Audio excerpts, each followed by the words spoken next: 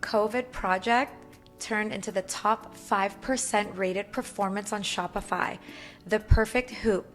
Welcome, Hayley and Diana. I'm so excited to have you guys on today. Thank you. We love this. So for those of you that didn't know, we are in Vancouver, BC, and we are talking to the founders of The Perfect Hoop. So let's dive right into this. So as the audience can see, your faces aren't in the podcast for today. So let's talk about this whole thing about faceless companies and faceless brands. There is a little bit of controversy around, can a faceless brand succeed as well as a brand that has a face and a connection to the owner? So tell us a little bit about why you ladies chose to do a faceless brand, and was this always the case from the get-go? I think for me it was just because I'm used to sort of working behind the scenes in every project I've been involved in, and I think that within 5 minutes of putting a face to a brand, you're going to decide if you like that person or not, and unfortunately it'll kind of reflect on the brand, and we didn't want that kind of negative or biased opinion just because we had a face to it. I think a lot of people do well showing their faces and being the face of their brand, but we sort of had a vision to be bigger than us, and we want to take the brand to like a different level. So I think that's why we sort of went that direction. I think we've been pretty private too in our lives. Like, she doesn't have social media. I'm very private on mine. And I think if, for example, if you're like an influencer, you already have that face and that following, and I think that can really help you grow a brand. But in our case, we're not really out in the public eye, so I just don't think it was really necessary. And like she said, I think people form an opinion pretty fast, and it isn't always good. Not that saying that we're nice people, but you just never know. You like guys are sometimes such nice people. Thank you. But I think sometimes like people have told I've had a bit of a resting face, so I don't know. It's just like you don't know how people are gonna see you. Totally. And I think it can affect the brand. I actually really love this perspective because obviously I'm in the service industry, so it's a little bit different. I actually perform the service, so people kind of will get to see me. And I think at a time where social media is so big and everybody is trying to be out there and do the most and their face everywhere and kind of always post about what they're doing in their lives. And even though it did become popular with reality TV and all that, I think there is something to say about kind of keeping your private life private and keeping your brand really like a representation of what you want the brand to be. It doesn't necessarily have to be an extension of you, but we can create like, fantasy and kind of this like mystical energy of a brand that might be completely different from our lives. Mm-hmm. And I think too, the direction of social media now, like you're seeing influencers constantly promoting a brand or a product or anything. It's to the point where now I'll see someone on their lives or posting, and even though they're not talking about, say, the bracelet they're wearing or the shoes they're wearing, I know that eventually that's going to be the focus of it. They're indirectly trying us to get us to ask, oh, where are the shoes from? And then all of a sudden it's like, oh, here's my affiliate link. So I think focusing on just, we are a brand, obviously we're here to sell and that's what we're doing, but we don't need to sort of coerce people into, I think it gave us indirectly. more freedom to create the brand that we really wanted to without putting a face to it. I think from the very beginning we had a vision, and not showing our faces kind of allowed us to really do that without Well, yeah, like there's some monster brands, not to say we're anything close to them, but you don't know who the owner of a certain brand is, or you don't really care. It's like you're focused on the product and what it is. Totally. I couldn't agree more. And I really love your guys' product. I am wearing the Perfect Hoop earrings. I do love these. Simple yet elegant. And what would you guys say to other entrepreneurs that say they do want to start a brand and do decide, hey, I want to be faceless and I want to be anonymous? What advice would you give them in getting started? Sorry, go ahead. I think to have a blueprint of what your direction is and being really confident in knowing what your brand's about, because if you're faceless and putting it out there, you can't have like cookie cutter marketing, and you still have to have like a personal element to it, or there has to be some sort of direction. I think we're pretty clear on, we're all about the golden hour. We love, the European influence. We love fashion style. My my background is Italian, so you're born and your ears are pierced. Yeah. Day one. It's So true. I can't Poor remember- baby, little T traumas. Yeah, know. you had gold earrings on, from birth pretty Yeah. much. So I think even when we started too, like there's so many jewelry brands out there, but I think if you find something that's really specific and needed, so I think at the time hoops weren't actually a thing really, and that's kind of where we saw like we wanted to go buy hoops ourselves, and there was no companies that really sold hoops specifically, so I think finding something that's actually needed in the market, you don't have to really show your face for that. 'Cause exactly, people want the product. and just not. You don't have to, pick a brand and think, okay, I'm competing or copying. Like, just sort of have your own identity. Don't worry about what other people are doing, and I found that making sure we loved everything we're promoting and Yeah. designing We're very picky. was a big thing, because if I wouldn't wear it, why would we make Yeah. something to kind of cater the masses, which was a bad thing as well, because it's like you can't design stuff that only I would like or she would like. It's like, okay, there's people that might not like what we like, so Yeah. we had to grow into that. Okay, we may not like it, but we see the need for it, so You know what? It does bring out such a sense of freedom. I feel in hearing you ladies talk about kind of being this faceless company and kind of really driving it into the direction you want to go and kind of creating the image that like you would want to create for yourselves and for your brand. Let's kind of dive into, how do you ladies know each other? How did you girls meet? And when did this kind of idea even come about? So we met at the gym Yeah, years ago. and years ago, probably what, 10 Probably years 10, ago? yeah. And I think at the time we just both realized that there were no hoop companies. Like, we wanted to order gold hoops. Like she said, she was Italian, and that is kind of something that you see a lot in Europe. And at the time, during COVID, when we started, there was literally no jewelry companies really sold hoop earrings, because I couldn't find any online.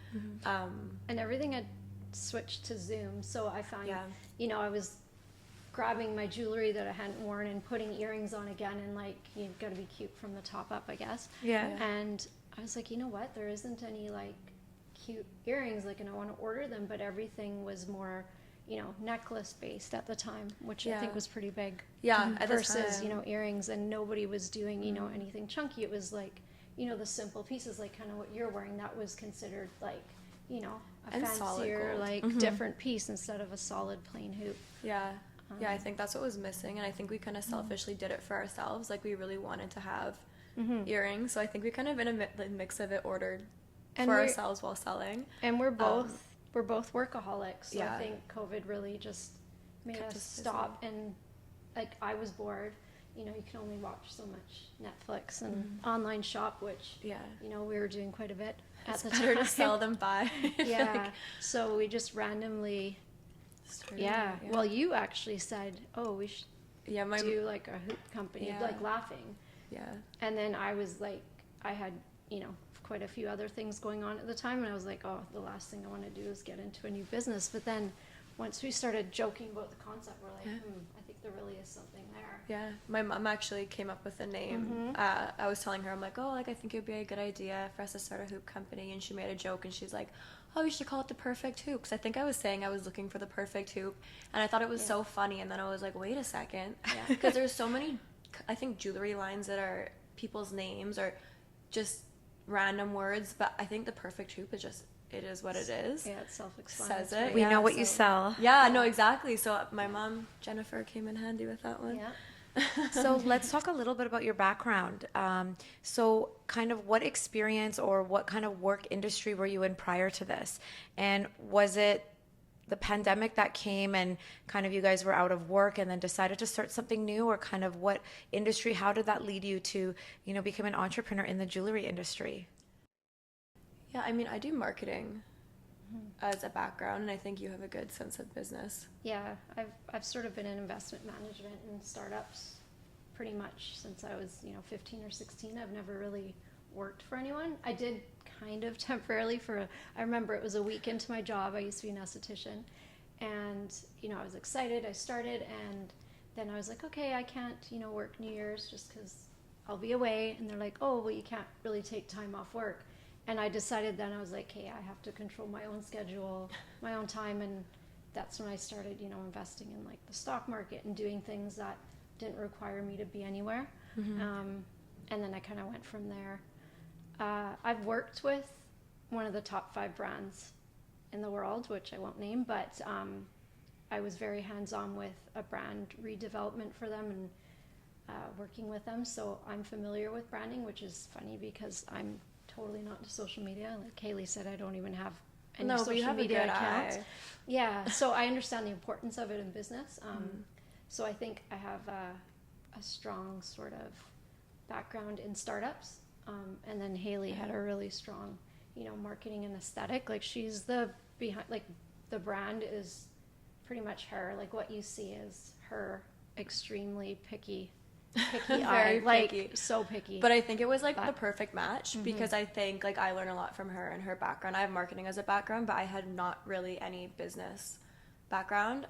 And to be able to say that we kind of grew the company over the last 3 however many years, just us two, is I think crazy because she's done a lot of the back end and I think we balance each other off perfectly.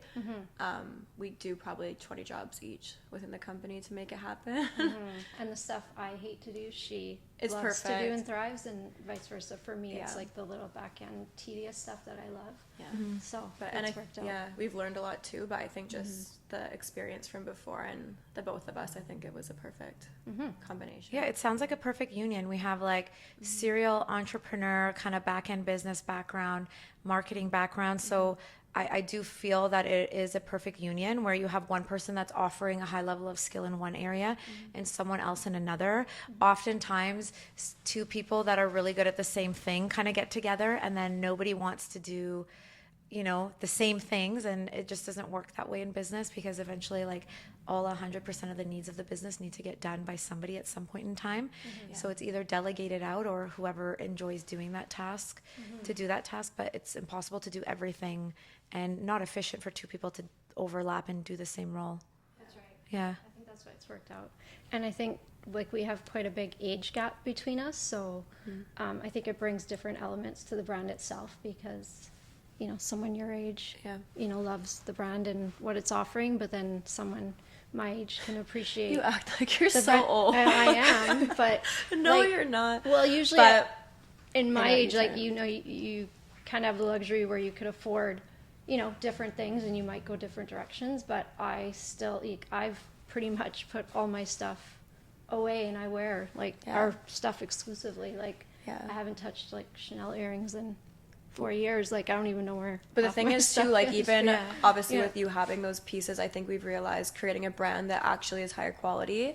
Like the things that a lot of luxury brands sell are actually less quality than our hoops are for 10 times the price. And I think people are starting to realize that as well. Unless you're shopping like a solid gold earring, you're probably getting scammed for spending $500-600 on a piece. Totally. A lot of the brands out there, they're like hyping up or selling costume jewelry, right? So there's no actual gold in it. So your earrings do all contain gold, or what kind of is your main focus? So we wanted to make sure we're offering 18 karat gold, which is a bit different because most, I don't want to say competitors, but the industry standard is 14 karat double layered. So we've triple coated the majority of our pieces, and we offer like a 4th layer of a protectant, which is where you see the longevity in the product. I wear my hoops in the gym. I'll sleep in them. I've gone on vacation on them, and they don't tarnish. And we don't make guarantees of not tarnishing because I don't know if you were to douse them in bleach or anything. I think put that's them in a not can of Coke. I'm sure they would, but they've actually got that longevity, which is nice, and they're super affordable. So I have very sensitive ears too, so I don't test out every hoop, but we test a prototype and then we put it into production if I don't get a reaction from it. Because like me back in the day with Claire's and all those hoops, I would go crazy. My ears would be so itchy in like a second of putting them on. So the other day she was wearing a bag. Where is it from? Oh yeah, Zara. And it had the metal like gold plated chain, and she instantly had like red and itching on her shoulders. So she's like, when we say they're hypoallergenic, they really are.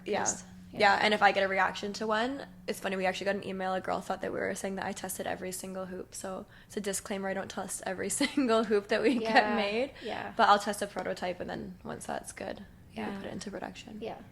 Oh, I I love that. I feel like I'm learning so much about the hoop and jewelry industry that I actually didn't know of, with the third layer, potentially fourth. And I feel like now with kind of health issues rising and being a thing, like eczema, skin reactions, and kind of that hypersensitivity, a lot of people are actually sensitive to jewelry. I know my mom can't wear anything unless it is fully gold, because she will just, her skin will go so red, so itchy, and she'll break out in hives. So I do feel like this is kind of one value proposition that your industry and your company brings with the perfect hoop, that anyone can wear it. Yeah.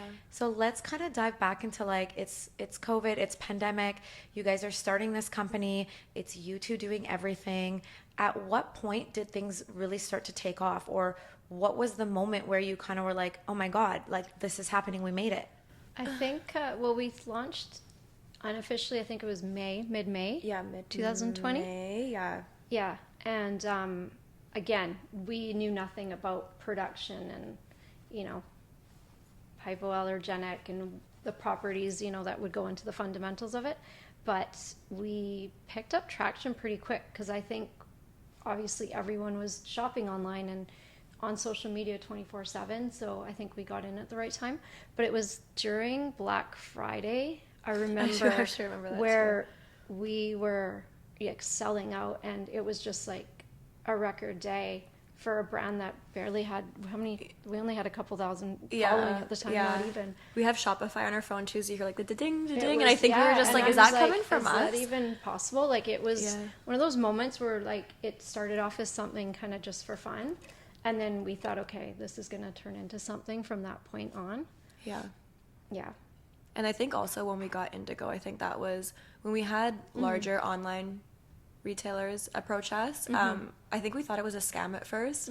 So I think we kind of sell ourselves short as well, like in the process, because I didn't think we would even expect for them to reach out. Yeah, we thought Indigo was fake reaching out to us. So we did our research and made sure that we got a hold of them, and then, you know, that actually helped build our brand quite a bit, because Indigo's got a huge online presence. So we instantly, you know, got huge traction from that. That is so exciting. I love that little Shopify noise, by the way. It's so fun. I love it too. I'll never mute it. I never will sometimes mute it. it's- Yeah. I look forward It's to better it. than the casino. You're like, oh, It's true. Yeah, no, I love it. Okay, and then when things started to ramp up and you're realizing, okay, we're selling out of things, we're kind of getting a little behind on production, more than what we expected the sales.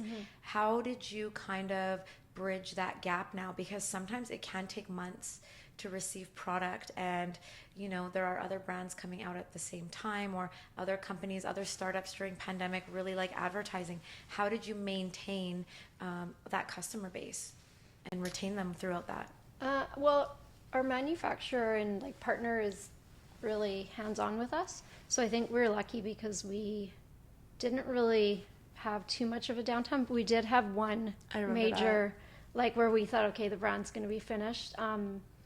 I remember it was the Monaco hoops. Yeah, they went out. So I guess this batch did not get the coating, and you know, they're traveling in the winter, and as people were receiving them and opening their boxes, they would literally be like Bad. like, you know, when metal gets like purpley black, like tarnishing, not tarnishing, but it was like this weird iridescent-y color. And you know, people were like emailing him, we're like, okay, that's weird, maybe it's just like a one-off or an issue with, you know, a random piece. And then it was pretty much the whole thing. It was like email after email. But all our customers were actually so supportive, and they're like, no worries, like we're gonna get them replaced. And we were sitting there like, okay, we've got like 50% of, you know, that particular style had issues, and we're panicking because we had just started out, and the last thing you want is to be promoting that you don't tarnish, or you know, how we go through this process, and it wasn't happening. So we were lucky we got through that. And I think that was a lesson for customer service too, because I have to say, like, our customer service is top notch, and I think we strive to have that. So that was definitely a lesson in knowing how to respond to people and kind of agreeing with them that it did not go well. Yeah, it was mild panic attacks. So as you guys, girls, are expanding and it's pandemic time, things are starting to come back to normal. People are getting back to work. People are getting back to their projects. Do you guys still have other careers and jobs at this moment? And are you 100% into hoops, or kind of how are you navigating that aspect? Well, the stuff I'm involved in doesn't require me to be pretty much hands-on, so I can dedicate majority of my time to the company. I do love it. Like, even if it wasn't making, you know, the strides it is, I think I would still enjoy being involved, just because I really love the brand and working with Hayley. Obviously, it's virtually no stress, with the No, it's exception so of, you know, fun. the hiccups that come along Yeah. with working with outside people, for example. But Yeah, yeah, I no. think I'm pretty focused. Like, Yeah. even though I might not be 100% there, my brain. We always are 100% Is mentally 100%, though. yeah. Same for me. I have like my OG marketing clients and everything, but I would say for the most part we are perfect too, because we wake up and we go to bed and we're still. She's like sometimes messaging me at 1 a.m. She's like, I just fixed the back end of this. I'm like, how are you awake right Yeah, now? She's a do night that. owl. I'm not. Yeah, I don't sleep much. Like, even when I was younger, I would always sleep 3, 4, 5 hours, and I felt fine and rested. I do my best work at night, so for me, you know, my phone's not dinging, and you know, there's no 911s anywhere else, And she doesn't have coffee. yeah, Insane. Oh, wow. that's a I fun admire fact. you. I've never had a cup of coffee in my life, which is my weird goodness. for an Italian. Yeah. Wild. Yeah. Like, I'm the not- So opposite. you haven't even tried. Wait, let's go back No. here. You haven't even tried it, and then No. it was too jittery, so you decided no, or It's not even the jittery. I love the smell of it. I've tried to take, like, I've had a sip, and I just decided then I was like, no, I don't like it. And it was, you know, good coffee in Italy. It wasn't like I tried some, you know, yeah. random. Maybe that's a secret Brand. because I have like Yeah, enough I just- coffee for. I don't know. I think I'm just so high energy, without any stimulants. Like, even at the gym, I won't take like pre-workouts or do. Wow. No, it's wild. Okay, Yeah. we need to Yeah. know like your I don't secrets know. here. It's weird. Yeah, you're I'm born that always way. paranoid. I'm like, I'm gonna age myself. I'm not sleeping. That's when you're doing all your And look at regenerating, her. but There's no aging. yeah. No.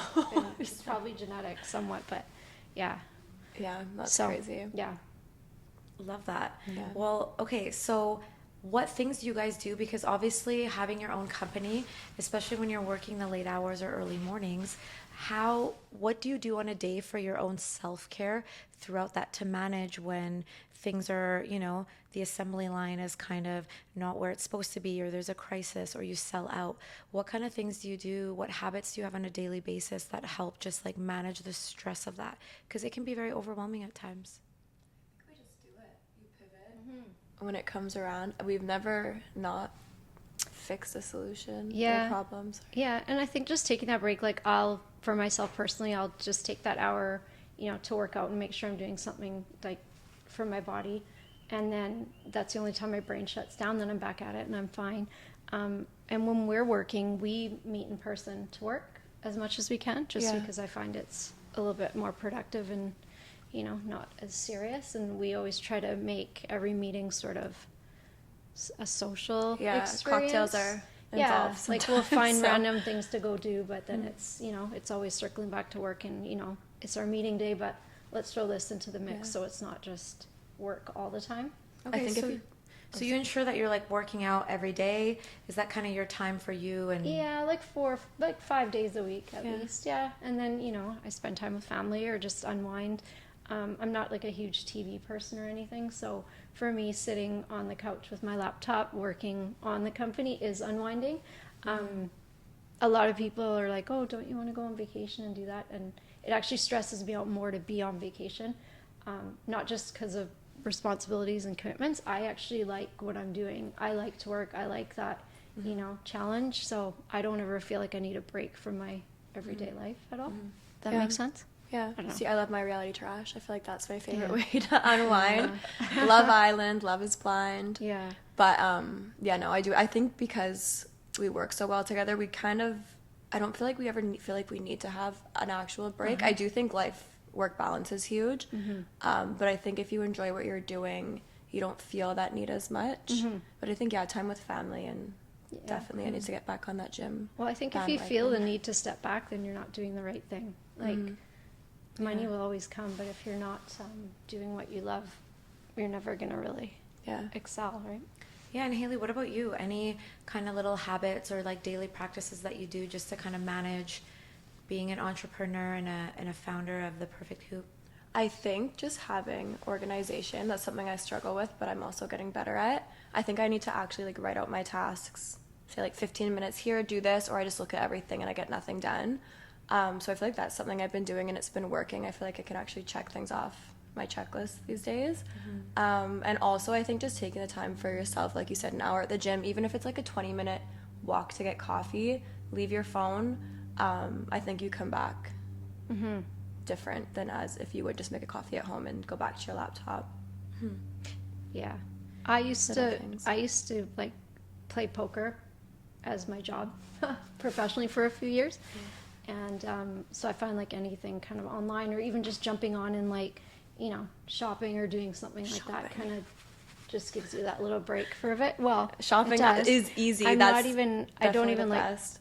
Going shopping. It's just, I'm a big online shopper. So our meetings, I swear they get so pivoted. Like one will start, like we'll sit down, Revolve, Good American will have a sale, and suddenly we're just checking out carts and calling it a day. So yeah, we love our online shopping. Yeah, and I think we get a lot of inspiration from some of the brands that we're always kind of following anyways. So I think it's okay to do both. Yeah. So what kind of advice would you give to like other entrepreneurs that they want to start their own brand? They want to find kind of a partner to do this with. Kind of what tips would you have? Because it sounds like you guys have such an organic union and that just really fits nicely, like yin to the yang, getting things done. How would you kind of tell someone to like pick a partner if they wanted to also have that experience where they're like having fun with a partner starting a business?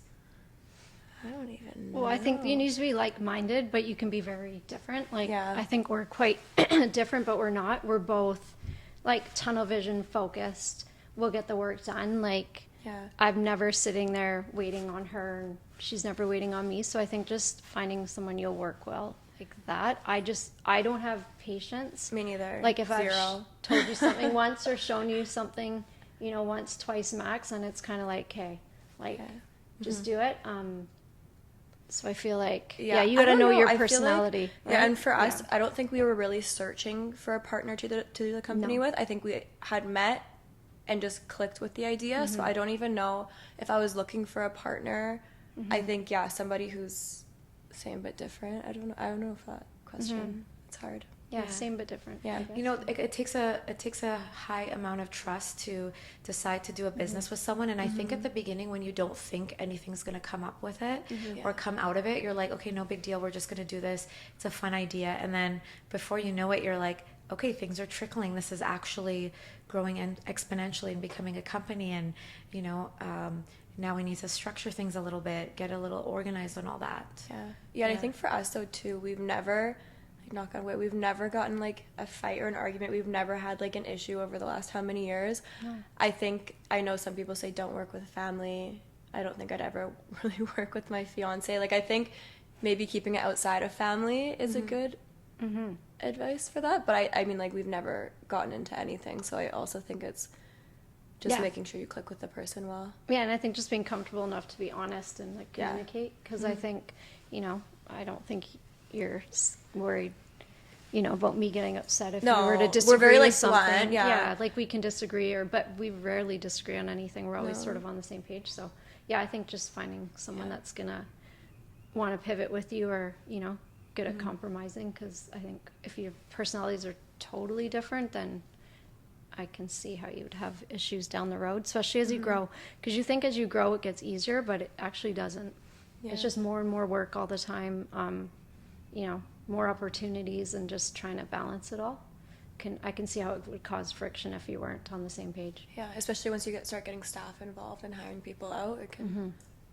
Oh, absolutely. I feel like when there's more products, more revenue coming in, more staff, of course there's going to be more problems, more fires to put out, and it's nice to see you guys seem to have a very even balance of kind of responsibilities and things. But we do often kind of see or hear in business where one person feels like they're doing more of the work, or there's like kind of this not fair exchange, and that's when I feel a lot of discrepancies or kind of like resentments can start to come about, and companies can just decide, hey, like I'm leaving this, or I'm gonna go start my own thing. So it's so nice to see that how you guys naturally really formed and kind of started and grown together.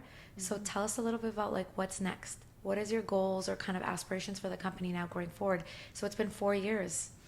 That's crazy. I'd say 3, where it's like, okay, go. Yeah, we incorporated in 2021. February. Yeah, Yeah, February. yeah. So it's just crazy. been over 3 years. I think we're kind of trying to expand our retail footprint right now. So we've hired some reps, and we're working that avenue a bit. But we're focusing on the brand and developing it, and we're pivoting a tiny bit, stepping back from, I'd say, the more generic designs. We're going to try to have a bit more of a unique pace, focus on some modernized wedding event looks as well. So we're just working on that because we're both not the typical sparkle. We wanted to find a way to kind of where it would suit our personalities and the masses a bit. So I think we're kind of working on that niche right now. Yeah, understanding our customers a bit more. But I think just overall growing as a brand. I think when anyone thinks hoops, we want to be known as the earring place. Yeah, we're huge fans of Majuri, and I think they're inspirational to us, just because they've been around a long time. They've grown a lot too. Yeah, they've got great quality, great pricing, and I think that what they're they're known for what they're doing. Yeah. So I think that kind of ties into not knowing who actually owns Majuri. I'm sure if we gave it a quick Google, we'd find out. But we've never known Majuri for who they are. It's just a company they are, and anything we've ever ordered from them has been really good quality, customer service. So.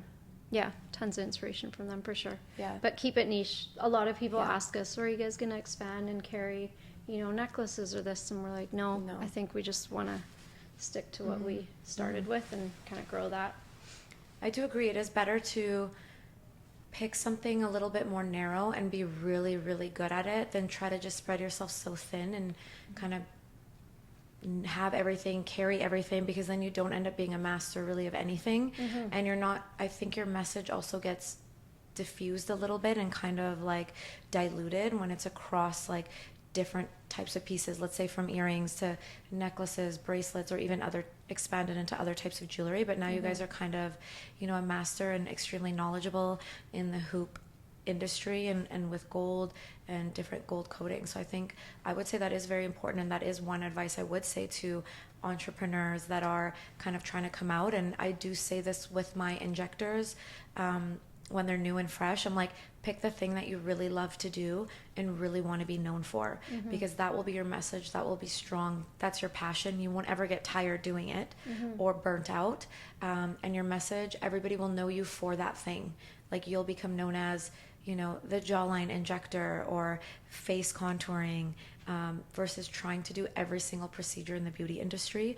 So that's great that you guys have come to that, and I 100% agree with you girls. Thank you. Yeah, I do think jewelry, there's a ton of jewelry brands, so keeping it very specific is our thing for sure. So an Instagram is where you guys really popped off, and obviously it's connected to the Shopify and website, and now in retail stores. So how many retail stores are you guys in right now? Is it just Indigo?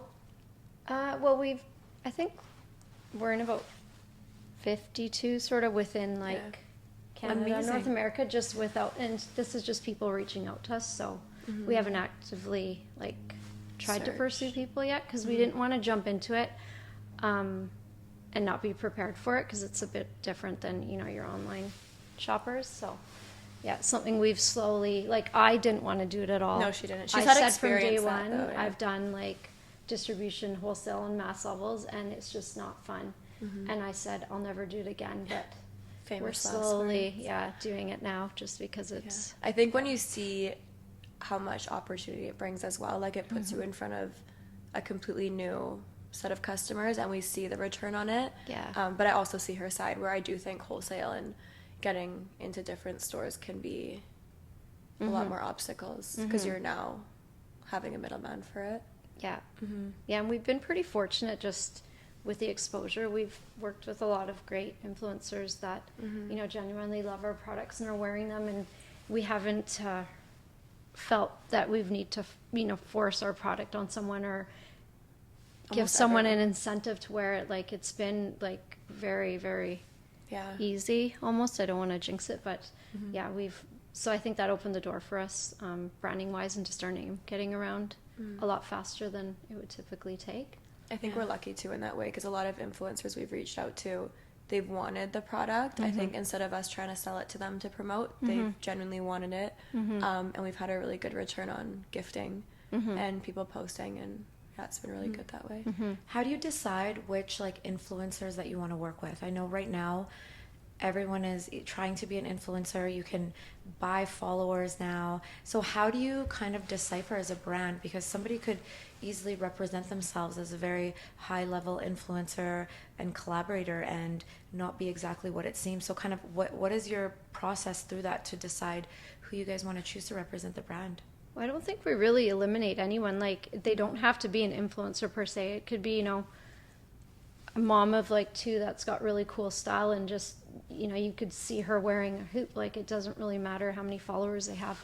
And I think that just goes to like our broad range of, clientele that kind of gravitate to us. And we've worked with a lot of influencers who have millions of followers, and we've gotten not a lot back, and I think that was kind of eye-opening in the sense that it's not necessarily your following or your likes. Like you said, people buy followers all the time. I think it's when I'm sending it out, I think I'm more so looking for cool content back to repost and kind of share and create our brand. But you'd be surprised, because it's really a numbers game, and I think it's hit and miss. And sometimes people with like 5,000 followers will post and you'll get a ton of people on your website, and the people with millions of followers do absolutely nothing. So it's really hard to pinpoint. I would say more so the style, like she said, if it's a mom of 2 kids and she has cool style, or somebody who's in university, just more so sending it for people that we think would like it over the following.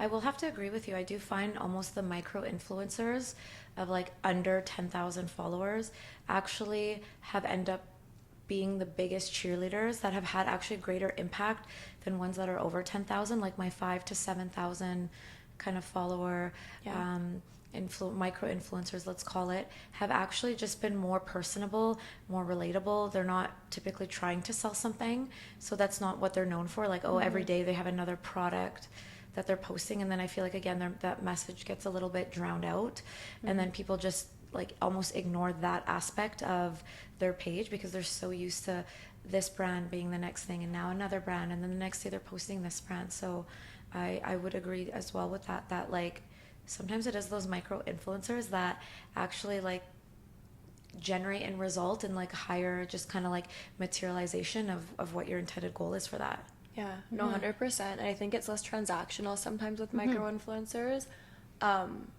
They actually want to support your company, and I think we have a lot of people who I wouldn't say are in like the millions, but they comment, they're always posting, and I think those are the people you want to keep around, and we want to send more hoops to them and kind of support them at the same time. That's what I feel like Instagram is about. I always found Instagram to be actually a very highly supportive community. Yeah. When I compared it to Facebook, I feel like Facebook, people have no problem just saying like everything that's on their mind, like especially the negative side. Yes. And when I first kind of got a little bit more into Instagram, I noticed people were just so supportive. Everyone's liking each other's, you're liking their pictures, they're liking yours, and you kind of feel like there is like a really nice mutual exchange of connection and community on Instagram. So I do love it as a platform. Do you guys use other platforms, and has it had the same impact? Like TikTok is another big one. Snapchat, I've seen some brands on there as well. Yeah, we have TikTok. We have almost everything. I think the ones that we utilize the most are Instagram and TikTok. Pinterest does Pinterest too, yeah. really well for us. I think we've got a lot of traction there just because a lot of the content we produce is sort of style and lifestyle, and it's not just product based. So we've been doing Pinterest decent too. there. I think it's hard though because social media changes all the time, and I think Instagram back when we started, it was like you would throw up a post and it would go on everyone's feed, and you would have interactions and engagement. And now everything is just so different that we're trying to find more ways to navigate through the new algorithm, and I think just the engagement in general. And so I think TikTok and Pinterest are other avenues we try to take, just because Instagram is interesting these days. It is, yeah. How do you ladies keep up with it? I find like unless you're just like this high tech computer coder that can keep up with algorithms, how do you guys kind of gauge when you need to make those changes and what's working? I think just educating ourselves. We're always looking and trying to understand what's happening. Yeah, and I know like catching the trend is important, but we don't really put too much focus into it because especially with TikTok, it's like one day Yeah. it's there and then it's gone, and you put all these resources and time into producing something that you could have probably been a bit more productive with something more long term. But we work with a few really great like team members that produce some really cool content for us quickly. Our content creators are good. If it were me taking the photos, it would be a whole No. different brand. So No. Yeah. it would not be good. And so when you ladies started, were you kind of doing photos and everything yourselves as well, and then Yes, before you yeah. expanded, or Not because you do come from for- marketing, so you might kind of have a little bit of that. No. We did a photo shoot when we started. Yeah. Don't think we ever want those photos to surface. No. Well, you made a TikTok. I did, laughing yeah. At it. Yeah, we did from day one to where we were at, and there was a few of those My images that parents- were in there. Yeah, And then, fireplace. and then we worked with an agency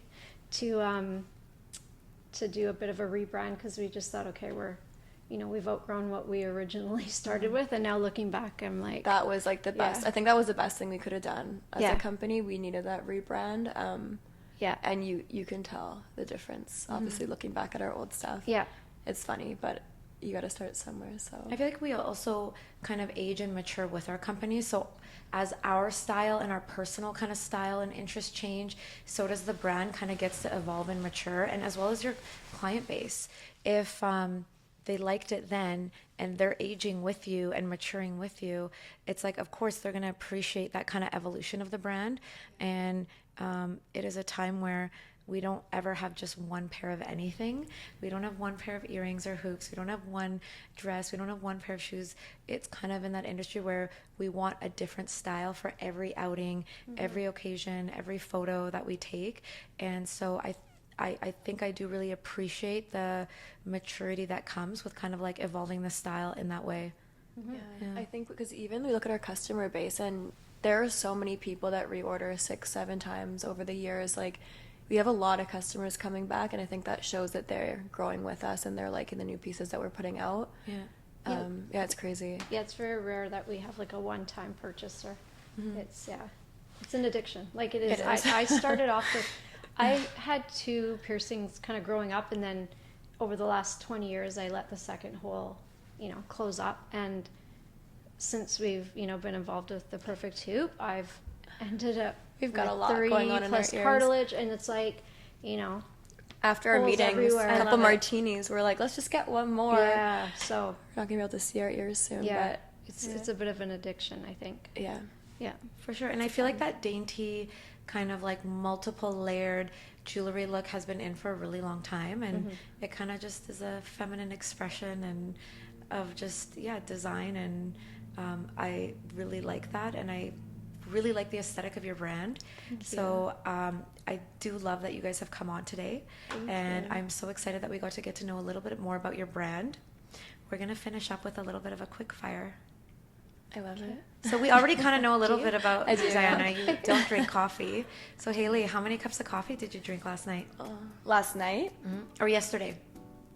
I want to lie, but I have to say probably 4 or 5. I'm cutting down. I'm going to a natural path. So, but I would say like 4.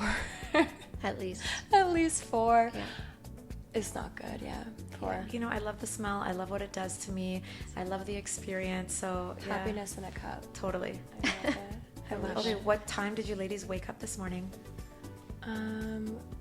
We had a call. You were up earlier than I was. I was up at 5:15 because I worked out at 6:30 this morning, I did not wake up. and then I we had a work out. Zoom with our New York partner at 8 a.m. Yeah. So yeah, I rolled out of bed at a nice 7:30 this morning and threw Okay, some still very sunscreen on my honorable. face. Yeah. Yeah. I'm a sleepy girl. Yeah. Okay, what do you like to do for fun? The spa. yeah, the spa. I think we're both like pretty big foodies. Yeah. You wouldn't guess it. Okay, We so can take put us it through in what you Hayley, ate yesterday. What but- was your whole meal kind of repertoire? Yesterday's not. I feel like I feel like our last like going out meal probably was better than Yeah. our last meeting. I would say is more interesting. Yeah. Truffle fries, seafood. So where's your favorite spot to eat in Vancouver? I don't want to say I'm a huge I think Chipino's is my favorite restaurant of Yeah. all time. But I just like, I'm Love pretty cash. I've been going to commercial a lot lately and just Yeah. trying the little new spots there, and I'm pretty easy. Like I can have, you know, something super simple. Or Yeah. We love sharing food. I 'cause we heard they get might be bites. shutting down or moving. Yeah, Chipino's Chipino's. is shutting down. they are, yeah, I think Yeah. December, and apparently there's no reservations left. Like, you can't even book. It's booked Oh all the way no. through. I was going to say, like, get in there. Well, they've been there a long time. I think 40 years, 30 Yeah. or 40 Wow. years. So I think it's Yeah. time for them to. We gotta love find that you a new place. Chipino's. Mhm. Yeah. Okay, Chipino's or Giardino's? Chipino's. Oh, Always. I don't even know. I love all food. I feel like Yeah. both are good. I've been to both. I feel like I like both. Yeah. I say Vancouver's a Italian very food. foodie town, so there's Yes. so much to offer here. Our seafood is so good too. We love a good seafood tower. We can throw down a seafood tower in about 15 minutes. So Yeah. yeah. You Yeah. come with bellies hungry, so Yeah. And pasta. And We actually pasta. went to New York in February for a meeting, and we were setting up the store that we were working with, and we ended up going to eat like bagels, like loaded cream cheese, like we The went to truffle that one pasta pasta. place. They gave us this little tiny table, and this restaurant literally could fit like maybe 20 people in it, and the table was no wider than like our bodies, and we're ordering like 3 pastas, like They're leaning over our starters, and shoulders, they're, like shaving the looking at us, pasta. and we're like, no, we're here to eat. Like, Yeah. I that's think people are definitely- surprised. Yeah, we yeah, can. yeah. New York has amazing food though. That's a place to go if you're wanting to go on a little food tour. Yeah, oh, I bet, especially the Italian yeah.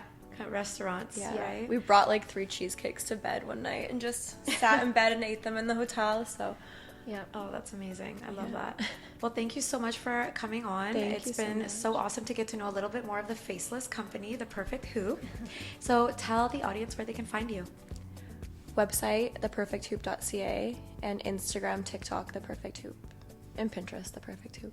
Amazing. Love it. Thank you so Thank much. you.